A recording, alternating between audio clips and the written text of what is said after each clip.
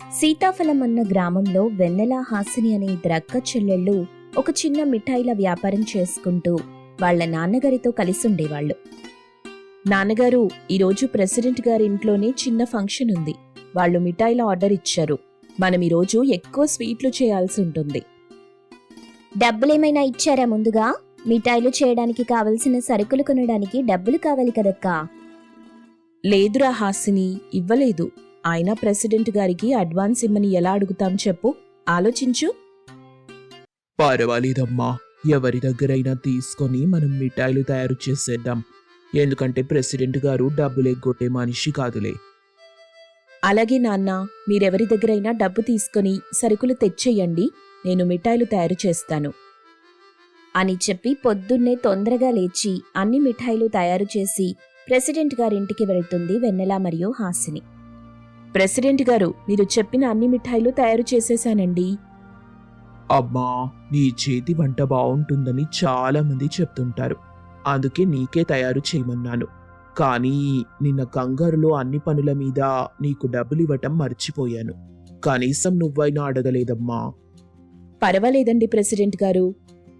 ఇదిగోండమ్మా, డబ్బు తీసుకోండి.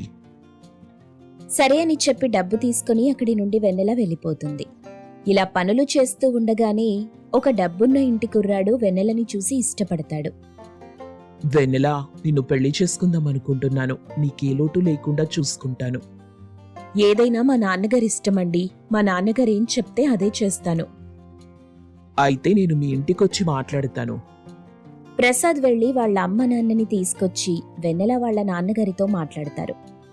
సరే అని అందరూ పెళ్లి కొప్పుకొని వెన్నెలని ప్రసాద్కిచ్చి వివాహం చేస్తారు. ఏవండి, అక్కడ మా చెల్లి మరియు నాన్న ఇద్దరే ఉంటున్నారు. నేను అప్పుడప్పుడు వెళ్లి చూసి రావచ్చా? చిన్నప్పటి నుండి ఎప్పుడూ వాళ్ళని వదిలి ఉండలేదు. తప్పకుండా వెళ్ళు వెన్నెలా. నేను నిన్ను వివాహం చేసుకున్నాను. అలా అని నేను మీ వాళ్ల నుండి విడదీయలేను. అలా అప్పుడప్పుడు వెన్నెల వచ్చి, ఇదిగో తీసుకో హాసిని, నీకోసం మరియు నాన్నగారి కోసం బట్టలు, గిఫ్ట్స్ చాలా పట్టుకొచ్చాను. మీకేం కావాలన్నా నిర్మోహమాటంగా అడగండి నన్ను అని చాలా పొగరుగా చెప్తుంది. హాసిని మరియు సుబ్బారావు ఆశ్చర్యంగా చూస్తూ, ఏంటి నాన్నా ఇలా మాట్లాడేది? మనక్కేనా? మనకే లొట్టు లేకుండా చూద్దామనుకుంటుంది. దానిలో తప్పేం లేదులే హాసిని అని చెప్పి వెన్నెలని వెనకేసుకుంటూ వస్తాడు సుబ్బారావు. నాన్నగారు, నేను హాసినికి మంచి సంబంధం చూస్తాను. మీ అల్లుడుగారు కూడా చూద్దామన్నారు. మీరు కంగారు పడి అవి ఇవి చూసి తనకి ఎవరిని పడితే వాళ్ళనిచ్చి వివాహం చేయకండి. అలా కొన్ని రోజులు గడిచాక సుబ్బారావు గారి స్నేహితుడు వాళ్ళ అబ్బాయి వచ్చి, బాగున్నారా? నేనొక విషయం మీతో మాట్లాడడానికి వచ్చాను. ఏంటి బాబు, చెప్పు. ఏం పర్వాలేదు. నేను మీ హాసిని ఇష్టపడుతున్నాను. వివాహం చేసుకుందాం అనుకుంటున్నాను. నేను హాసినితో మాట్లాడేసి నీకు కబురు పెడతాను అని చెప్పి ఇంటికి చేరుకుంటాడు సుబ్బారావు. అమ్మా హాసిని, నా స్నేహితుడి వాళ్ళ అబ్బాయి నిన్ను వివాహం చేసుకుందాం అనుకుంటున్నాడు. అబ్బాయి చాలా మంచోడు. ఇంకా నిన్ను ఇష్టపడుతున్నాడు. కానీ డబ్బున్న వాళ్ళైతే కాదు. మామూలుగా పని చేసుకుంటే బ్రతుకుతున్నాడంతే. నీకు సరే అనుకుంటే తనకిచ్చి వివాహం చేద్దాం అనుకుంటున్నాను. మిమ్మల్ని కలిసే ముందు నా దగ్గరికొచ్చి అడిగాడు నాన్న. నాకు కూడా తనంటే ఇష్టం, కానీ మీరు ఒప్పుకుంటేనే చేసుకుంటానని చెప్పాను. వెన్నెలని మరియు ప్రసాద్ని పిలిచి విషయం చెప్పాలి. ఇంతలో వెన్నెలకి కబురు పెట్టి ఇంటికి పిలుస్తాడు సుబ్బారావు. అమ్మా వెన్నెలా, నా స్నేహితుడు వాళ్ళ అబ్బాయితో హాసినికి వివాహం చేద్దాం అనుకుంటున్నాను. వాళ్ళకిచ్చి వివాహం చేస్తున్నారా? వాళ్ళు చాలా పేదవాళ్ళు. తినడానికి కూడా తిండి లేదు వాళ్ళ దగ్గర. అబ్బాయి చాలా మంచోడు. ఒక్క చెడు వ్యసనం కూడా లేదు. కష్టపడి బ్రతుకుతున్నాడు. ఇంకొక ముఖ్యమైన విషయం ఏంటంటే వీళ్ళిద్దరూ ఒకరినొకరు ఇష్టపడ్డారు. ఇలాంటి తక్కువ స్థాయి వాళ్ళకిచ్చి వివాహం చేస్తే నేను మీ ఇంటికి రాను నాన్నా. ఇప్పుడైనా నీ స్థాయిని చూపించుకోవడానికి వస్తున్నావు గాని మమ్మల్ని పలకరించడానికి నువ్వేం రావట్లేదక్కా. హాసిని అలా అనడంతో వెన్నెల కోపంగా ఇంట్లో నుండి వెళ్ళిపోయింది. ఆగమ్మా వెన్నెలా, ఆగు. కోపంతో అలా వెళ్ళకూడదమ్మా అని సుబ్బారావు ఎంత చెప్పినా వెన్నెల వినకుండా వెళ్ళిపోయింది. అమ్మా హాసిని, మీరిద్దరూ అలా గొడవ పడుతూ ఉండద్దు. కలిసిమెలిసి ఉండాలి. నువ్వు కూడా కోపం తగ్గించుకోవాలమ్మా. సరే నాన్న, నేనిప్పుడే వెళ్ళి నన్ను క్షమించమని అడుగుతాను. వెంటనే హాసిని అక్కడి నుండి మార్గమధ్యంలో ఉన్న వెన్నెల దగ్గరికి వెళ్ళింది. అక్కా, నేనేదో కోపంలో అన్నాను, నన్ను క్షమించు. నీకేం కావాలంటే అదే చేసుకో. ఈ రోజు నుండి నాకు నీకు ఎటువంటి సంబంధం లేదు. హాసిని అక్కడి నుండి తిరిగొచ్చేస్తుంది. సుబ్బారావు హాసినిని రాముకిచ్చి వివాహం చేస్తాడు. హాసిని మరియు రాము వాళ్ల ఇంట్లో గృహప్రవేశం చేస్తారు. కాని రాము వాళ్ల ఇల్లేమో వెన్నెల వాళ్ల కొత్త ఇంటి పక్కనే ఉంది. హాసిని కొత్త కోడలవడంతో పొద్దున్నే లేచి వాకిలంతా ముగ్గు పెడుతుంది. ఏవండి, లేవండి, కాఫీ తాగండి, తొందరగా లేచి తయారవ్వండి, పనికి వెళ్ళాలిగా. సరే హాసిని. ఇంతలో వెన్నెల నిద్రలేచి మేడ మీద నుండి చూస్తుంది. అప్పుడు హాసిని చక్కగా ముగ్గు పెట్టి ఇంట్లో అన్ని పనులు చేస్తున్నట్టు కనిపిస్తుంది. చూడు, ఇది నేను నచ్చలేదన్నా కూడా వీణ్ణి వివాహం చేసుకొని నా ఇంటి పక్కనే కాపురం పెట్టింది. ఇప్పుడే ఇది అందంగా ముగ్గు వేసింది కదా, 2 నిమిషాల్లో ముగ్గంతా చెరిపేస్తాను అని చెప్పి ముగ్గంతా చెరిపేస్తుంది. ఇంతలో హాసిని బయటకొచ్చి చూస్తుంది. ఏంటక్కా వేసిన ముగ్గు చెరిపేశావు? నేను చెరిపేయటం నువ్వేమైనా చూసావా? అయినా నీకు ఇంకెక్కడా ఇల్లు దొరకలేదా? మా ఇంటి పక్కకే వచ్చా? సర్లే, నీతో నాకెందుకు, నాకింట్లో చాలా పనుంది అని చెప్పి ఇంట్లోకి వెళ్లి తన పనులు చేసుకుంటుంది హాసిని. కొంత సమయం తరువాత హాసిని వాళ్ల ఇంట్లో వాళ్లందరూ పనులు చేసుకుని ఇంటికి చేరుకుంటారు. హాసిని, వంటంతా అయిపోయిందా? అయిపోయిందండి, వడ్డించమంటారా? సరిపెట్టు, కాని బాగా చలేస్తుంది కదా. ఏవండి, నాకొక ఐడియా వచ్చింది. మంచి చలికాలం కదా, పైగా డిసెంబర్ నెల. నేనొక చిన్న చలిమంట వేద్దాం అనుకుంటున్నాను. అక్కడ కూర్చొని మనందరం సరదాగా తిందాం. సరే అయితే, నేను మంచి మంచి కర్రముక్కలు తీసుకొస్తాను. అవి పెట్టి చలిమంట వేయి. సరే అని చెప్పి హాసిని చలిమంట వేస్తుంది. పక్కన కూర్చొని అందరూ చలి కాచుకుంటూ భోజనం చేస్తుంటారు. అదంతా చూసిన వెన్నెల, చలి నుండి దూరంగా వెళ్ళడానికి చలిమంట వేసుకున్నావా హాసిని? కనీసం ఇంట్లో కప్పుకోవడానికి ఒక రగ్గు కూడా లేదా? ఇల్లు జాగ్రత్త హాసిని, లేకపోతే ఈ చల్లగాలికి మీ ఇల్లు ఏమైపోతుందో. ఏం పర్వాలేదక్కా, ఇంటికేం కాదు, నువ్వు కంగారు పడకు. ఇప్పుడింకా బాగా చలేస్తుంది, చూసుకో హాసిని అని చెప్పి ఒక బకెట్తో నీళ్లు ఆ మంటపై వేస్తుంది. అలా ఆ నీళ్లన్నీ వాళ్లు తినే పదార్థాలలో కూడా పడి మొత్తం పాడైపోతుంది. హాసినికి కోపం వచ్చి, ఏంటక్కా, తినేటప్పుడు ఇలాంటి పనులు చేస్తున్నావు? నువ్వెప్పటి నుండి ఇంత దుర్మార్గపు పనులు చేయటం మొదలెట్టావు? సొంత చెల్లినని కూడా చూడట్లేదు? ఇప్పుడు చక్కగా మంట కాసుకో హాసిని. ఆగు హాసిని, కోప్పడకు. తను మీ అక్క కదా, ఇప్పుడు ప్రస్తుతం కోపం మీదుంది, అందుకే అలా చేస్తుంది. నువ్వు ముందు గదిలోకెళ్ళి విశ్రాంతి తీసుకో. మిగతా పనులన్నీ రేపు చేద్దువు. అలా తన గదిలోకి వెళ్లి నిద్రపోతుంది హాసిని. హాసిని వెళ్లిపోవడంతో వెన్నెల కూడా అక్కడి నుండి తన గదిలోకెళ్లి నిద్రపోతుంది. వెన్నెలా, నాకు మెలకు వచ్చింది. నువ్వు కొంచెం లేచి టీ పెడతావా? సరేనండి, ఇప్పుడే తీసుకొస్తాను. ఏవండి, బాగా చలేస్తుంది కదా? అవును, చెప్పడం మర్చిపోయాను. నీకోసం నేను స్వెటర్ తీసుకొచ్చాను. బీరువాలో పెట్టాను, వెళ్ళి వేసుకో. అలాగే నేను వెళ్ళి కారిడార్లో కూర్చుంటాను. నువ్వు టీ పెట్టి తీసుకురా. వెన్నెల కొత్త స్వెటర్ వేసుకుని టీ పట్టుకుని వచ్చి కూర్చుంది. ఇదిగోండి, టీ తాగండి. ఇంతలో హాసిని నిన్న వదిలేసిన పనంతా ఇప్పుడు లేచి చేసుకుంటూ ఉంది. పైనుండి వెన్నెల చూసి, చూడు, నా కోసం కొత్త స్వెటర్ పట్టుకొచ్చాడు మా ఆయన. బహుశా ఇలాంటివి నువ్వెప్పుడూ చూసుండవు. నిన్నటి పనులన్నీ ఈరోజు చేస్తున్నావా? ఏంటి హాసిని, ఇంకా స్నానం చేయలేదా? ఆగాగు, నేను చేయిస్తాను అని చెప్పి ఒక బకెట్తో నీళ్లు హాసినిపై వేసింది. చక్కగా స్నానమైపోయింది కదా హాసిని? వెంటనే రాము వచ్చి హాసిని చెయ్యి పట్టుకుని ఇంట్లోకి తీసుకెళ్లిపోతాడు. అలా ఏదో ఒక విషయంలో వెన్నెల హాసినిని ఇబ్బంది పెడుతూనే ఉంటుంది. కొన్ని రోజులు గడిచాక వెన్నెల ఒక చిన్న ఫంక్షన్ ఏర్పాటు చేస్తుంది. కాని వంటలు వెన్నెల చేసుకుని కూర్చుంటే వచ్చిన వాళ్ళని ఎవరు పలకరిస్తారని చెప్పి ఒక వంట మనిషిని పెడుతుంది. కాని ఏ వంటలు కూడా బాగోవు. వచ్చిన వాళ్లంతా ప్లేట్లు అలాగే పెట్టేసి అటూ ఇటూ తిరుగుతుంటారు. ఇంకా చాలా మందికి ఫుడ్ పాయిజనింగ్ కూడా అవుతుంది. అక్కడున్న వాళ్ళు వెన్నెలపై అరవటం మొదలెడతారు. అయ్యో, ఈ ప్రమాదం నుండి బయటపడాలంటే ఏం చెయ్యాలో తోచట్లేదు. ఇలాగే వదిలేస్తే చాలా మంది ఇబ్బంది పడతారు అని ఆలోచిస్తూ బాధపడుతుంది. అదంతా చూస్తున్న హాసిని ఒక ఔషధం తయారు చేసి తీసుకొస్తుంది. అక్క, ఈ ఔషధమంతా వీళ్ళందరికీ ఇవ్వు, క్షణాల్లో నయమైపోతుంది. ప్రతి ఒక్కరికి ఔషధమిస్తుంది వెన్నెల. అందరికీ నయమవ్వడంతో ఎవరింటికి వాళ్ళు వెళ్ళిపోతారు. వెన్నెల ఏడుస్తూ హాసిని దగ్గరికి వెళ్తుంది. హాసిని, నేను నిన్ను చాలా ఇబ్బంది పెట్టాను. కానీ నువ్వు మాత్రం ఏవి మనసులో పెట్టుకోకుండా నాకు సాయపడ్డావు. మా ఇంటి పరువు పోకుండా కాపాడావు. అక్క, మనలో మనకు క్షమాపణలేంటి? ఇద్దరం కలిసిమెలిసి సంతోషంగా ఉందాం, అది చాలు నాకు. హాసినికి ఆ రాత్రి సరిగా నిద్ర పట్టలేదు. చాలా చిరాగ్గా ఉంది. ఇంతలో తన రూమ్మేట్ కావ్య వచ్చింది. ఎందుకే అలా టెన్షన్ పడతావు? రంగోలీ కాంపిటీషన్లో ఈసారి నువ్వే ఫస్ట్ వస్తావులే. మేమంతా నీకే సపోర్ట్ చేస్తున్నాం కదా. పైగా నువ్వు వేసే ఆ ముగ్గులు అద్భుతంగా ఉంటాయి. చూడ్డానికి ఎంత బాగుంటాయో. నా ముగ్గుల గురించి నాకు తెలీదా చెప్పు? కానీ టాలెంట్ ఎవరి సొత్తు కాదు. ప్రతిసారి కొత్త వాళ్ళు కాలేజ్కి వస్తుంటారు కదా. నీకు ఎవరి మీదైనా అనుమానంగా ఉందా? అలా ఎవరైనా ఉంటే చెప్పు, వాళ్ళని రంగోలీ కాంపిటీషన్కి రాకుండా చేస్తాం. నాకెవ్వరిపైనా అనుమానం లేదు, కానీ రేపు కాలేజ్కి వెళ్ళి చూస్తే తెలుస్తుంది. సర్లేవే, నువ్విప్పుడు పడుకో. చాలా లేట్ అయిపోయింది. ఎంత హాయిగా పడుకుంటే అంత బాగా ముగ్గులేయొచ్చు తెలుసా. మనసు ప్రశాంతంగా ఉంచుకో.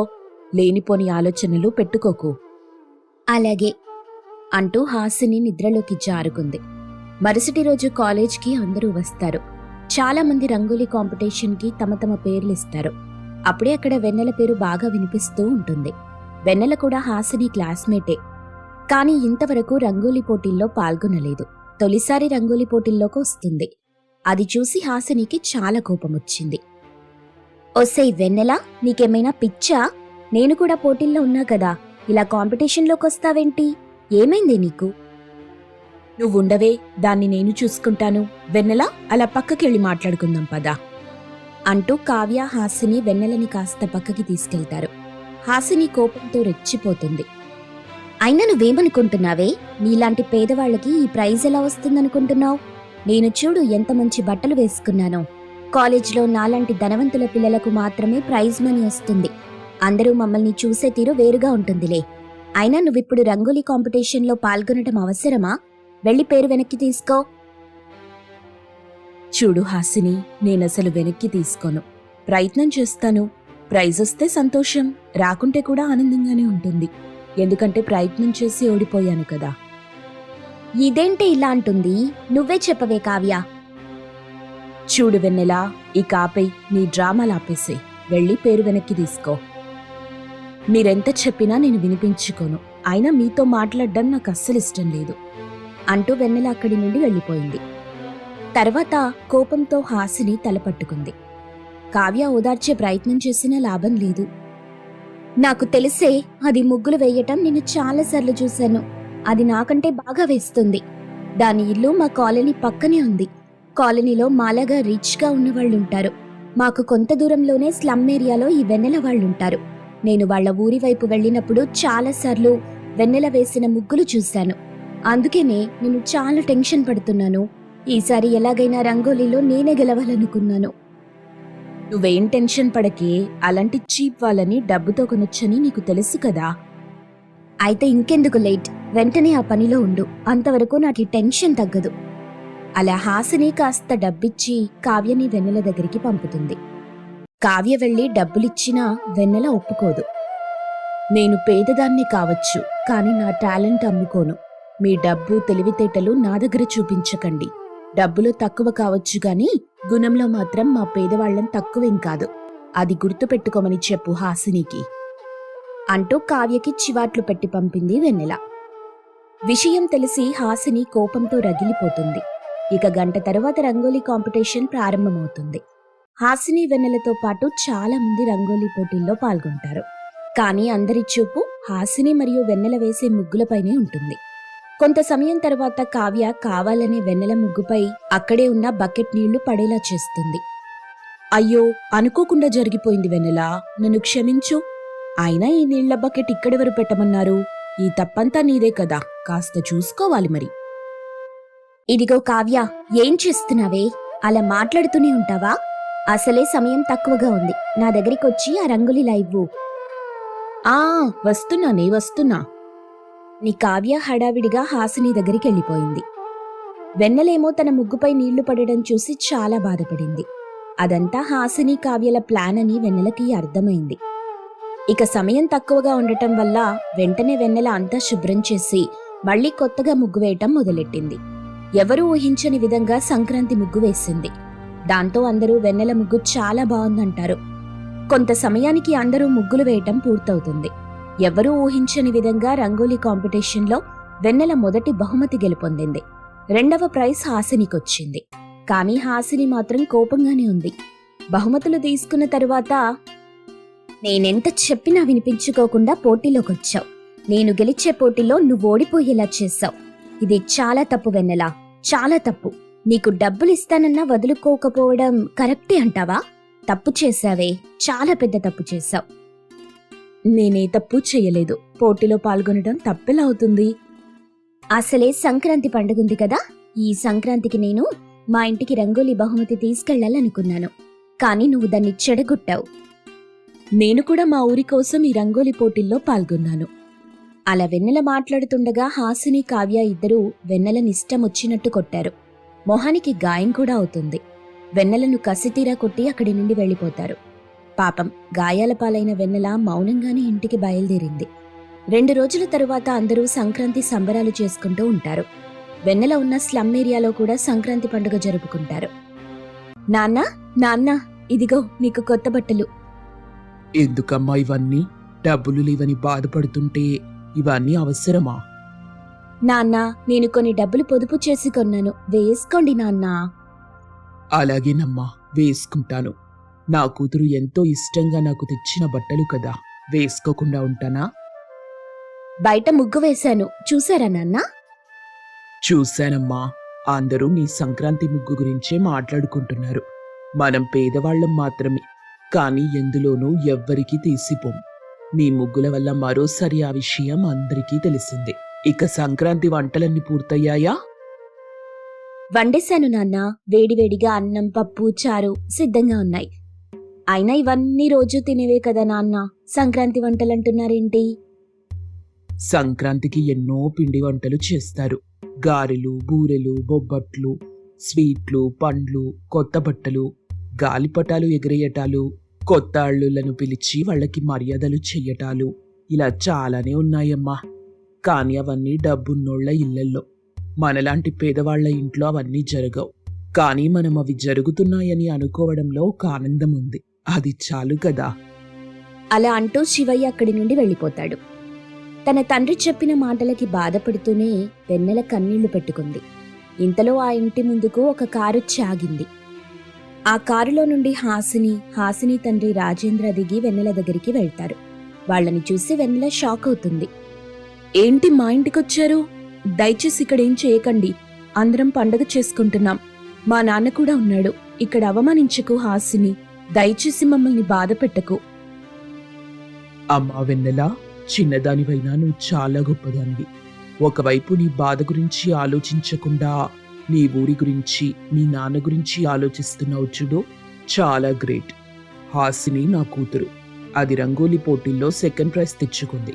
నాకు చాలా సంతోషం. కానీ ఆ పోటీలో గెలవడం కోసం అది చేసిన పని నాకు నచ్చలేదు. ఆ విషయం మీ ప్రిన్సిపల్కి తెలిసింది. హాసినిని కాలేజ్కి రావద్దని నోటీస్ కూడా ఇచ్చారు. కానీ తరువాతే తెలిసింది, నువ్వు ప్రిన్సిపల్తో మాట్లాడి నోటీస్ వెనక్కి తీసుకోమన్నావంట కదా.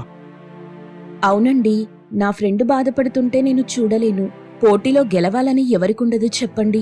కాకపోతే హాసిని కాస్త అల్లరి ముద్దుగా పెరిగింది కదా, అందుకే అలా. వెన్నెల అలా చెప్తుండగానే కన్నీళ్లు పెట్టుకుంటూ హాసిని వెన్నెలని హత్తుకుంది. హాసిని కన్నీళ్లు తుడుస్తుంది వెన్నెల. ఇదేనమ్మా, ఇదే మీలో నాకు నచ్చింది.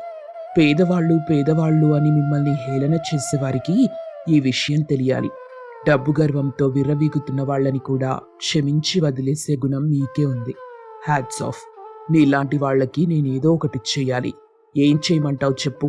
సంక్రాంతి కనుక్కో. మాది స్లమ్ ఏరియా కదండి, ఇక్కడ తాగడానికి మంచినీళ్లు రావు. మేమంతా చెరువు నీళ్లే తాగుతాం. దానివల్ల చాలా మందికి అనారోగ్యం వస్తుంది. మీరు మా ఏరియాకి మంచినీటి సౌకర్యం కల్పిస్తారా? ఆహా, మరోసారి నీకు హ్యాట్స్ ఆఫ్ వెన్నెలా. నీకోసం అడగమంటే ఊరి కోసం అడిగావు. నీలాంటి మంచి మనిషి ఇంకెక్కడుంటుంది చెప్పు.